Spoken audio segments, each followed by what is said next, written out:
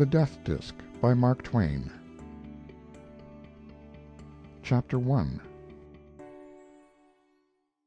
Note: the text for this story is a touching incident mentioned in Carlyle's Letters and Speeches of Oliver Cromwell. M.T. This was in Oliver Cromwell's time. Colonel Mayfair was the youngest officer of his rank in the armies of the Commonwealth, he being but 30 years old. But young as he was a veteran soldier, and tanned and war worn, for he had begun his military life at 17.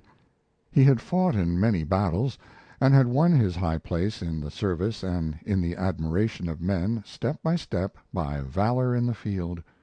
But he was in deep trouble now. A shadow had fallen upon his fortunes.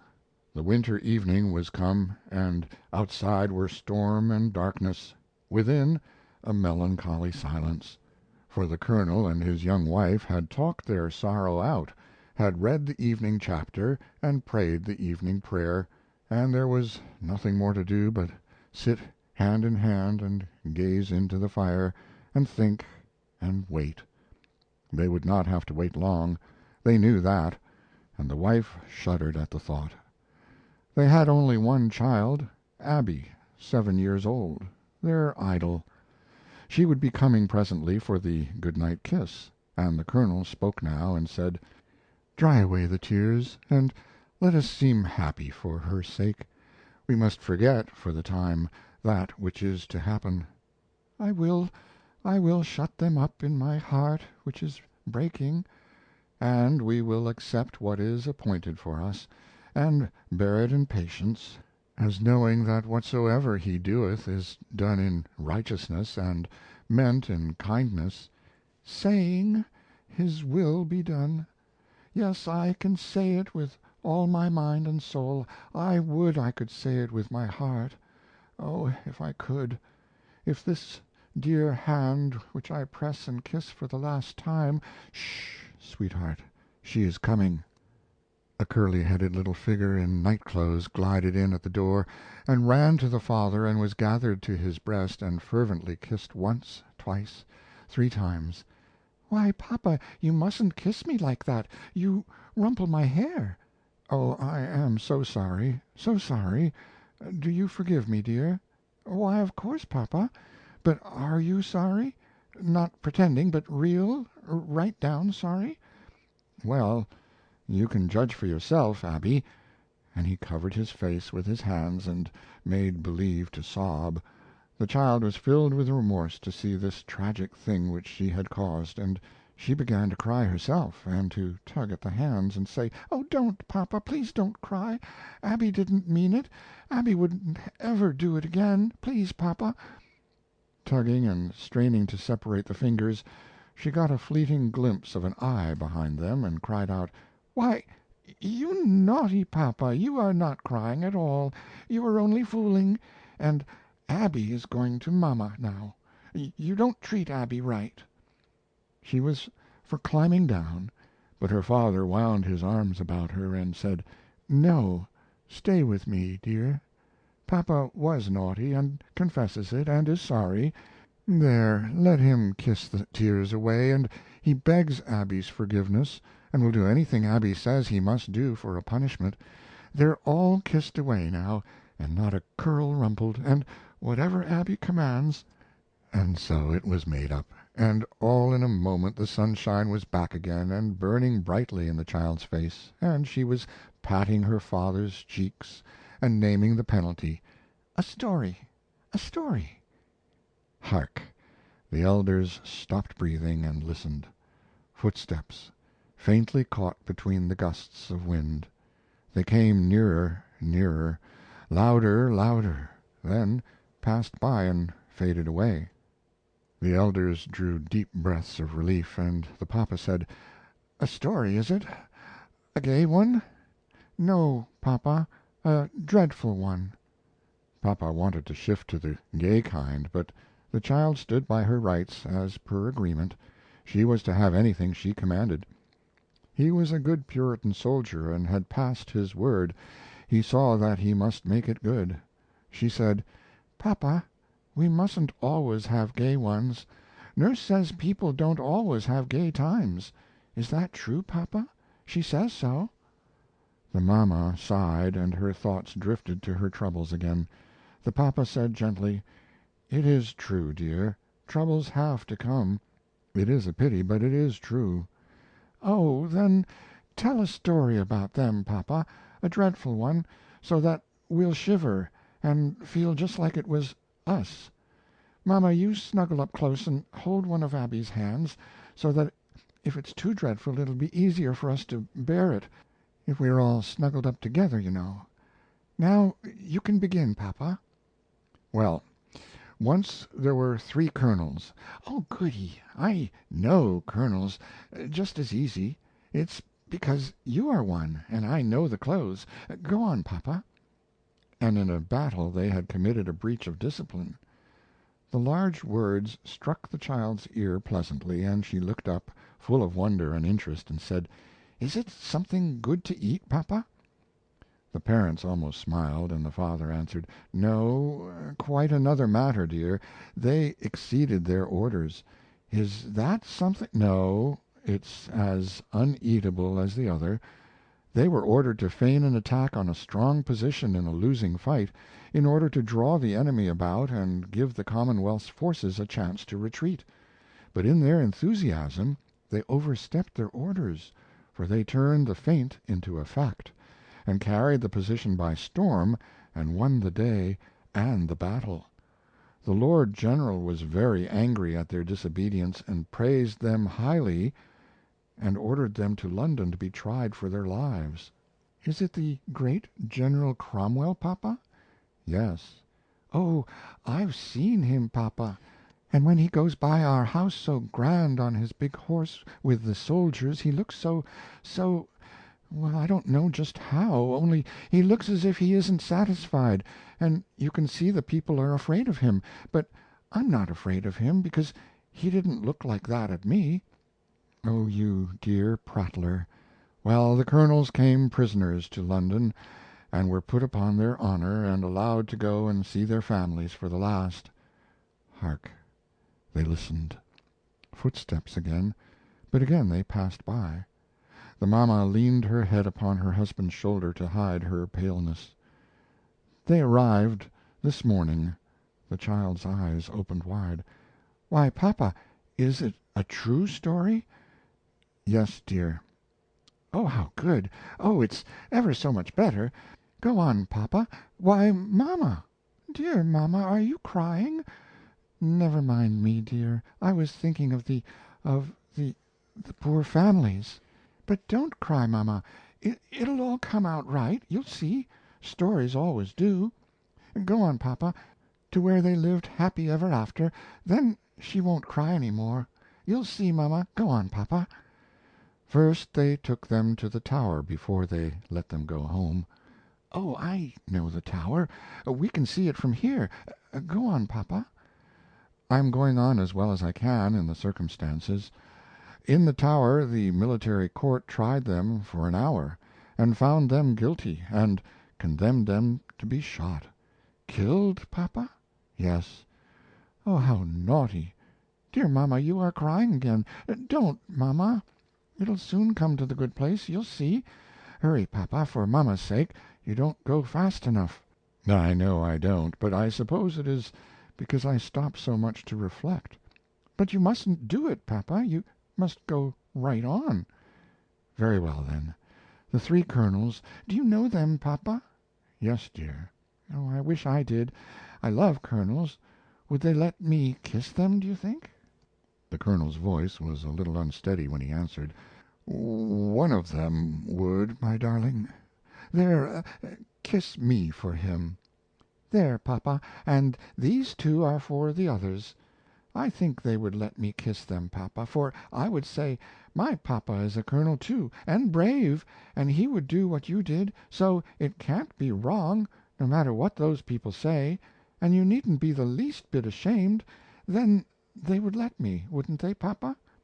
"God knows they would, child." "Mama, oh, mama, you mustn't. He's soon coming to the happy place. Go on, papa." "Then some were sorry, they all were, that military court, I mean, and they went to the Lord General and said they had done their duty, for it was their duty, you know, and now they begged that two of the colonels might be spared and only the other one shot. One would be sufficient for an example for the army, they thought. But the Lord General was very stern, and rebuked them for as much as having done their duty and cleared their consciences, they would beguile him to do less and so smirch his soldierly honor. But they answered that they were asking nothing of him that they would not do themselves if they stood in his great place and held in their hands the noble prerogative of mercy. That struck him, and he paused and stood thinking, some of the sternness passing out of his face. Presently he bid them wait, and he retired to his closet to seek counsel of God in prayer. And when he came again he said, "They shall cast lots. That shall decide it, and two of them shall live." "And did they, papa, did they? And which one is to die? Ah, that poor man!" "No, they refused." "They wouldn't do it, papa?" "No." "Why?" "They said that the one that got the fatal bean would be sentencing himself to death by his own voluntary act, and it would be but suicide, call it by what name you might. They said they were Christians, and the Bible forbade men to take their own lives. They sent back that word, and said they were ready. Let the court's sentence be carried into effect." "What does that mean, papa?" "They will all be shot." "Hark! The wind! No. Tramp, tramp, tramp. Rumble dum dum, rumble dum dum. Open, in the Lord General's name." "Oh, goody, papa, it's the soldiers. I love the soldiers. Let them in, papa, let me." She jumped down and scampered to the door and pulled it open, crying joyously, "Come in, come in! Here they are, papa. Grenadiers. I know the Grenadiers." The file marched in and straightened up in line at shoulder arms. Its officers saluted, the doomed colonel standing erect and returning the courtesy, the soldier wife standing at his side, white, and with features drawn with inward pain, but giving no other sign of her misery, the child gazing on the show with dancing eyes. One long embrace of father, mother, and child, then the order, "To the Tower! Forward!" Then the colonel marched forth from the house with military step and bearing, the file following. Then the door closed. "Oh, mama, didn't it come out beautiful? I told you it would. And they're going to the Tower. And he'll see them. Oh, come to my arms, you poor innocent thing." End of Chapter 1. Chapter 2. The next morning the stricken mother was not able to leave her bed. Doctors and nurses were watching by her and whispering together now and then. Abby could not be allowed in the room. She was told to run and play. Mama was very ill. The child, muffled in winter wraps, went out and played in the street a while. Then it struck her as strange, and also wrong, that her papa should be allowed to stay at the Tower in ignorance at such a time as this. This must be remedied. She would attend to it in person. An hour later the military court were ushered into the presence of the Lord General. He stood grim and erect, with his knuckles resting upon the table, and indicated that he was ready to listen. The spokesman said, "We have urged them to reconsider. We have implored them, but they persist. They will not cast lots. They are willing to die, but not to defile their religion." The protector's face darkened, but he said nothing. He remained a time in thought. Then he said, "They shall not all die. The lots shall be cast for them." Gratitude shone in the faces of the court. "Send for them. Place them in that room there. Stand them side by side with their faces to the wall and their wrists crossed behind them. Let me have notice when they are there." When he was alone he sat down, and presently gave this order to an attendant: "Go, bring me the first little child that passes by." The man was hardly out at the door before he was back again, leading Abby by the hand, her garments lightly powdered with snow. She went straight to the head of the state, that formidable personage, at the mention of whose name the principalities and powers of the earth trembled, and climbed up in his lap and said: "I know you, sir. You are the Lord General. I have seen you. I have seen you when you went by my house. Everybody was afraid, but I wasn't afraid, because you didn't look cross at me. You remember, don't you? I had on my red frock, the one with the blue things on it down the front. Don't you remember that?" A smile softened the austere lines of the protector's face, and he began to struggle diplomatically with his answer. "Why, let me see. I was standing right by the house, my house, you know." "Well, you dear little thing, I ought to be ashamed, but you know—" The child interrupted, reproachfully: "Now you don't remember it! Why, I didn't forget you." "Now I am ashamed, but I will never forget you again, dear. You have my word for it. You will forgive me now, won't you, and be good friends with me, always and forever?" "Yes, indeed I will, though I don't know how you came to forget it. You must be very forgetful. But I am, too, sometimes. I can forgive you without any trouble, for I think you mean to be good and do right, and I think you are just as kind. But you must snuggle me better, the way papa does. It's cold." "You shall be snuggled to your heart's content, little new friend of mine. Always to be old friend of mine hereafter, isn't it? You mind me of my little girl, not little any more now, but she was dear, and sweet, and daintily made, like you. And she had your charm, little witch, your all-conquering sweet confidence in friend and stranger alike, that wins to willing slavery any upon whom its precious compliment falls. She used to lie in my arms, just as you are doing now, and charm the weariness and care out of my heart and give it peace, just as you are doing now. And we were comrades and equals and playfellows together. Ages ago it was since that pleasant heaven faded away and vanished, and you have brought it back again. Take a burdened man's blessing for it, you tiny creature who are carrying the weight of England while I rest." "Did you love her very, very, very much?" "Ah, you shall judge by this. She commanded and I obeyed." "I think you are lovely. Will you kiss me?" "Thankfully, and hold it a privilege, too. There, this one is for you, and there, this one is for her. You made it a request, and you could have made it a command, for you are representing her, and what you command I must obey." The child clapped her hands with delight at the idea of this grand promotion. Then her ear caught an approaching sound, the measured tramp of marching men. "Soldiers! Soldiers, Lord General! Abby wants to see them." "You shall, dear. But wait a moment, I have a commission for you." An officer entered and bowed low, saying, "They are come, your Highness," bowed again, and retired. The head of the nation gave Abby 3 little disks of sealing wax, 2 white and 1 a ruddy red, for this one's mission was to deliver death to the colonel who should get it. "Oh, what a lovely red one!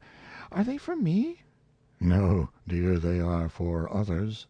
Lift the corner of that curtain there, which hides an open door, pass through, and you will see 3 men standing in a row, with their backs towards you and their hands behind their backs, so, each with one hand open like a cup. Into each of the open hands drop one of those things, then come back to me." Abby disappeared behind the curtain, and the protector was alone.